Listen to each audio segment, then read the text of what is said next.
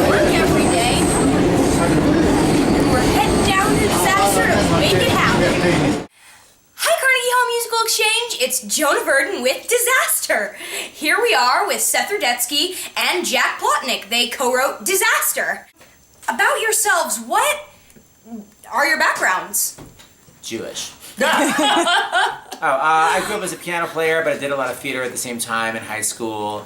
I have a piano performance degree from a conservatory, and when I got out of school, I worked as a pianist for a long time and then started doing sketch comedy, and then kind of segued to doing sort of everything, acting, writing, piano playing, blah, blah, blah. Like SNL sketch comedy? Yes, I guess, no, but not on TV. Oh, Jack no. and I did it together. Ah. Similar, but not Similar, but live and with no one actually in the audience. And I am an actor who majored in musical theater, and then I moved to New York, and I met Seth, and we started doing live sketch shows together. I moved to LA and got into TV and film, and now I've started getting into writing and directing. And Disaster is the first theater show I've directed. Off-Broadway hit, come see it. Yeah. So, what was your first professional audition? I used to audition a lot as a kid, like you, Jonah. So I did a lot of auditions when I was a kid. I basically only got 2. One was the production of Oliver, which was amazing, but for you kids out there, the trauma I went through when that show closed, literally didn't leave my house for a week. Oh. Didn't take a shower. Because you love doing the show so I love doing the show so much, I went to full clinical depression. But what I learned is that there's always another show around the corner. So you kids out there, just know when your show closes, there's always another one. We have to wait 10 years, but there's another one. And then mostly all the other auditions I just never actually got. I was always just, I don't know, I guess not good enough. I didn't have as much competition because the shows I was auditioning for were in Ohio. So it wasn't like I was auditioning for a big, huge Broadway show against thousands of people. But the first show I did was A Christmas Carol, you know, the Scrooge story, and I played Harry Cratchit, which nobody ever remembers Harry Cratchit because he's not the crippled boy. And why don't you tell everybody what the newspaper article said about you, Jack?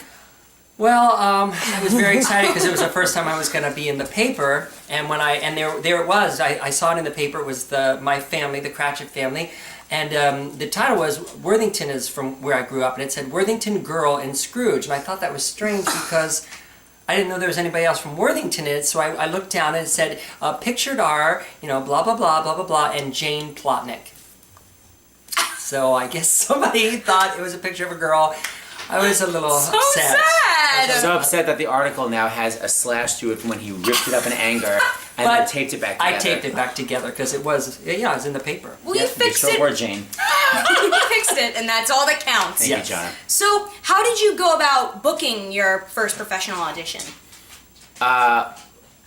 This is, I mean, God, you're talking to someone that grew up like in the 1850s. Like, I mean, we got something called Backstage in Showbiz, which I guess still exists, but now you get it online. But in Backstage, you know, I was constantly scouring for young kids, and I would just always go to the ones that had auditions for kids, but I didn't really have an agent when I was, I mean, I kind of had one, but they never really got me auditions. It was mostly always looking at Backstage.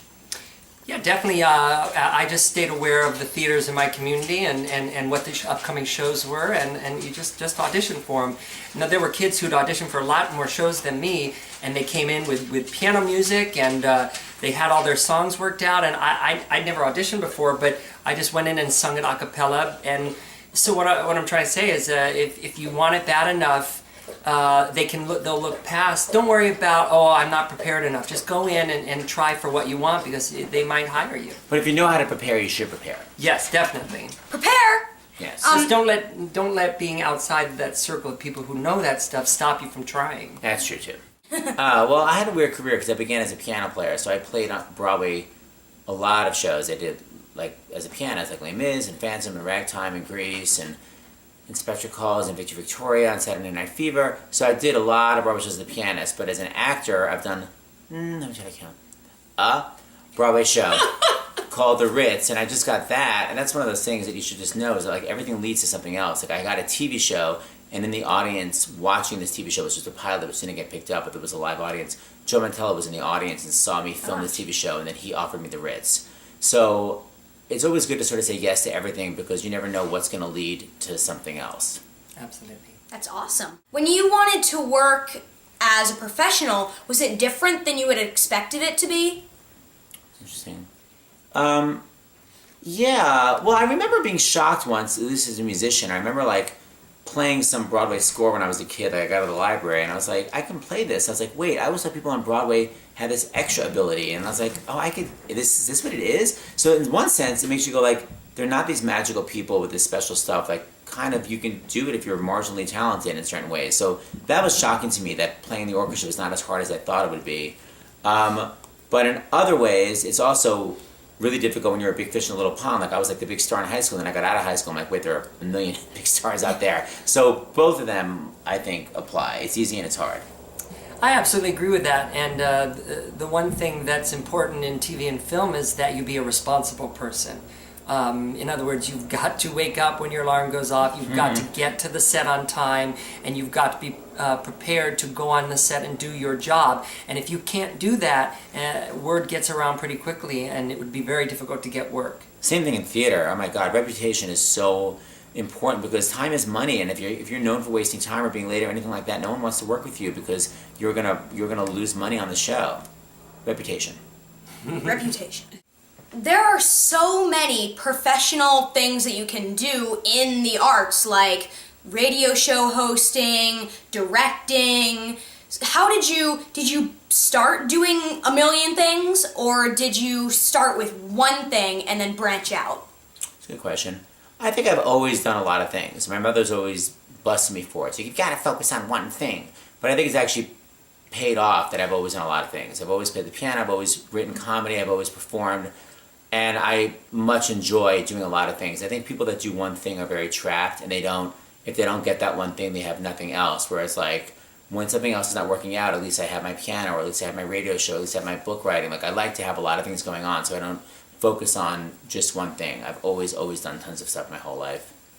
Yeah, and I did focus on one thing, which was music theater, acting, and what I realized was that that I wanted to do other things as well, and so I just started to create sketch shows with Seth and direct them and write them, and that made me really happy, and so I really have made that part of my career, that I've always been doing a lot of things. And I agree with Seth, if you want to just do one thing, that's fine, but why limit yourself, I guess. And also, you have a lot more power. It's like the reason I'm starring in Disaster is because I wrote this show with Jack, and I wrote myself a big part.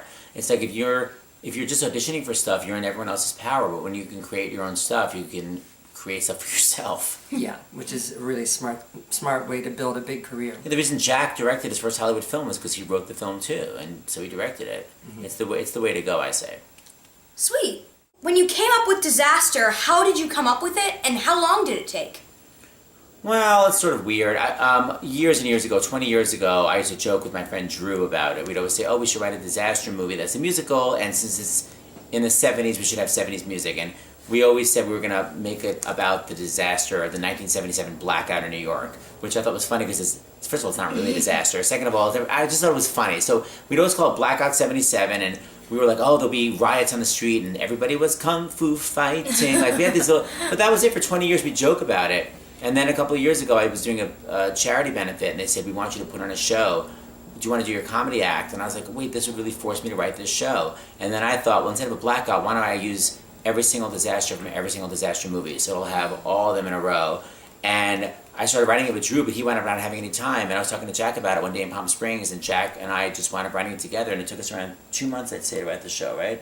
Well, yeah, it was pretty fast. Wow. 2 months. He would take this scene, I would take that scene, I would then give him the scene, and he would alter it, and it was very collaborative. Because we were on two different coasts. He was in LA and I was in New York. Yeah, we wrote a lot of it while I was just like driving in the car and talking to you on my cell phone. Yeah, constantly. So we went over 2 months, and we did it for one night, and then we revised it a little bit. We did it in a reading, and then around a year later, we did it off Broadway. We probably revised another chunk of it, and then we moved it off Broadway this year. So since first doing that reading, it's been around 2 years, right? So we wrote it in 2 months, and then since we first did it, it was another 2 years, so we got it off Broadway. Yeah, and we've always been rewriting and rewriting to make it better. Honing. Yeah. It's basically the same show, but we've honed.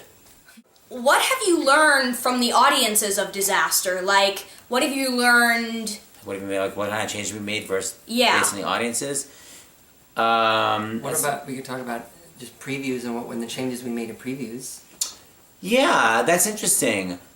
I don't know how much of it is the audience and just being us in the watching watching it. So sometimes you can't fix things until you see it up on its feet, and because it's, it's difficult to you read it over and over again, but until you see it on its feet, it's hard to know what you need and what you could let go of. And they say that a lot of the strength in a writer is in the ability to, they say, kill your babies, which means to lose things that you love but aren't truly helping the storytelling. Yeah, like there's a duet in Act 2 that they sing, I Really Want to See You Tonight, which Jack and I love so much, but it's near the end of the show, and we knew we had to move the plot along, so we cut a whole verse out of that song, and it really killed us because we love that song. But what's also very weird is there's certain lines that we wrote that were not supposed to be funny, like literally at all, and have become laugh lines. For instance, I hear Morse code, and Maury's talking about his wife, who in the 40s, women wore wax, and they worked for this thing, they were wax, and they could, do Morse code, they worked for the war. So I go, that's Morse code. He goes, my wife was a whack. Crazy laugh. Like, it's not a funny line, but now, like, we literally have to hold for a laugh. So that's what's interesting, is you write something that's not funny, that's sort of expositional, and it winds up getting a laugh. Other stuff we've written for laugh, silence. No one thinks it's funny. Did you get the songs and then write the script around it, or did you write the script and then get in songs? It was a little of both. Sometimes, I probably had picked more music than Jack in a sense. So I'd be at the gym sometimes and go like, oh my god, I love this song so much. Like, let's say Mockingbird. I was like, I love Mockingbird, I want to put that in the show. So I was like, oh, maybe there's all this echoing in it. Maybe I'll think of a scene where one person doesn't know the lyrics and they have to keep echoing the other person. Other stuff like Jack would say, I really want to put this song, Feelings, in the show. Let's find a place to make it work. And then we're like, oh wow, the whole show's about feelings, about people shutting down their emotions, we'll put it in. So it was kind of both. Yeah, I agree with that. Sometimes a song would inspire, for instance, we had a song, we used to begin the show with that rock song, what was it called? More Than a Feeling. More Than a Feeling, where the guy singing is singing about a girl named Marianne, and it ended up really affecting the show because we named a character Marianne, and we had her standing him up at the altar. A lot of that was caused by the song, and then we didn't use the song, but we loved the story. Other times we would have a moment and we'd think, we really need a song here, and then we would just listen to every song from the 70s till we finally found an appropriate song. So I would maybe say 75%, it was both, but I think more often it was that the song... I know, I don't even know which one. Yeah, you know, a 50-50. Yeah, it was 50-50. Some songs we just wanted to put in, we figured out a way to make it work. Some songs we had a plot, and we had to find a song that fit into the plot. What's the difference between TV and theater? Like, what do you have to do differently? In terms of as an actor? Yeah. Oh, well, it's very simple. In TV and film, you just behave the way you would in real life. But in theater, you do an extra thing, which is that the actor has to project their experience outwards to an audience. If the theater has 50 rows, you then have to project your experience out 50 rows. And this is something that we as humans just know how to do somehow. It's a magic thing. And so actually theater acting, you could say, is a little more difficult because there's an extra thing you have to do on top of just behaving like it's really happening.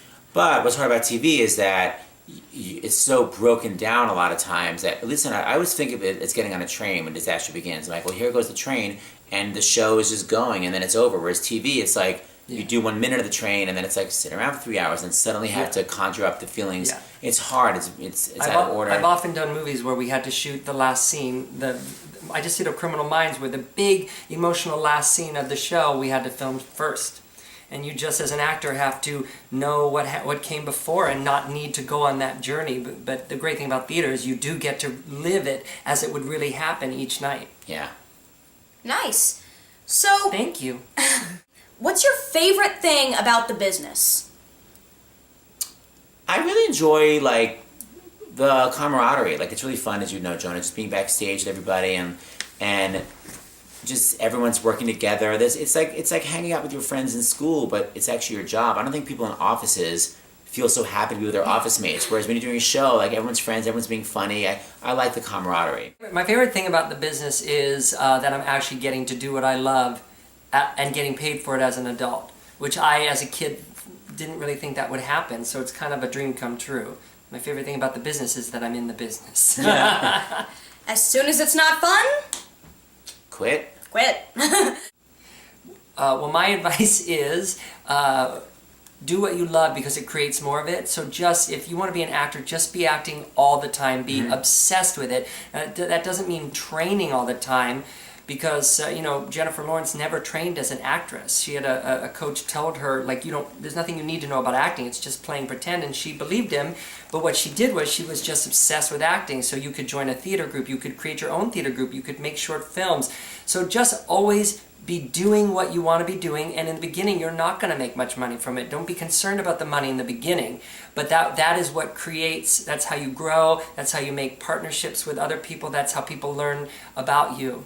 So, yeah. I like that. I say embrace your uniqueness. And a lot of people that are really fun and really interesting, they go into auditions and they become like their audition personality. And really, the more specific you are and the more yourself in an audition, the more directors go, oh, I love that quality that you have, instead of the quality you're sort of putting on. So be yourself. I say yes to everything, because everything leads to something else. Like, people I've worked with from like the worst jobs ever have like gotten me other jobs. So just kind of, it's always great to keep working, keep creating stuff for yourself. Do not wait for someone to create it for you. If you don't write yourself, ask your friends, say, can you write me a show? Put on stuff yourself. And also know your history. I get very frustrated because I play a lot of auditions when every single girl is singing Gimme Gimme from Thoroughly Modern Millie. There are a million amazing songs out there. And for people to only know, like, the top 5 shows I love, I listen to all the time, it's like, well, then you're not an actor then. You're a person that listens to Broadway shows, that listens to the same 5 shows. If you want to be an actor, you need to know the history of Broadway, especially now when there's YouTube, and you can look up so many performances, so many videos, instead of just knowing Idina Menzel's voice.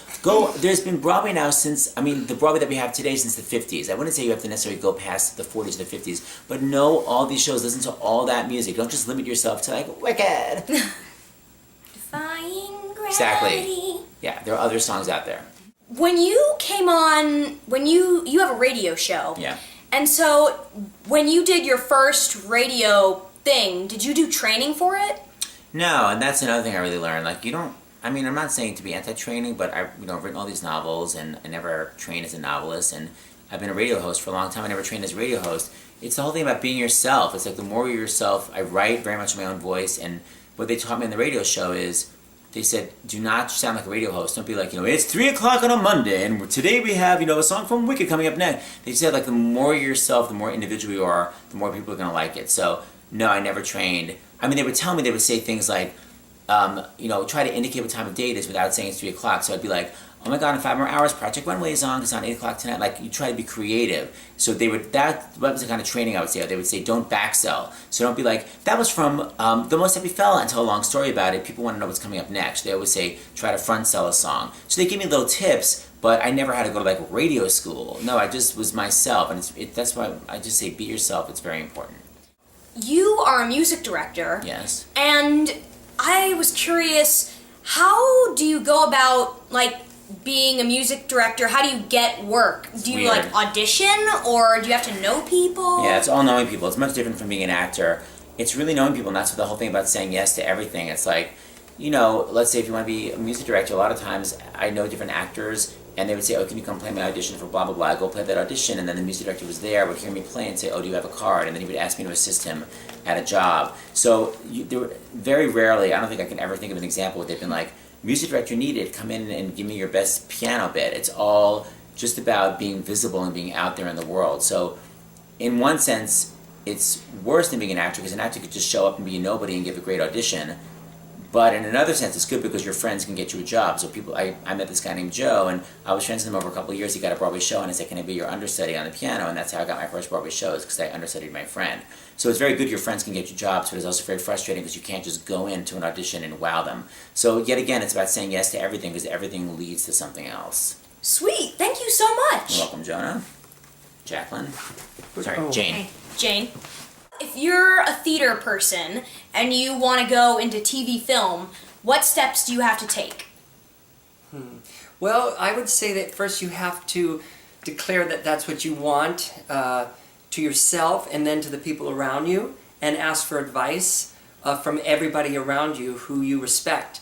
If you have an agent, obviously the easiest answer is to tell your agent you want to audition for TV and film, but if you don't have an agent, that would be a really great thing to start with, working hard to figure out how to get an agent, because they're going to be able to help you do that. If you really want to be doing TV and film, another way to do it is to just start filming yourself. Create. Nowadays, everybody has a camera.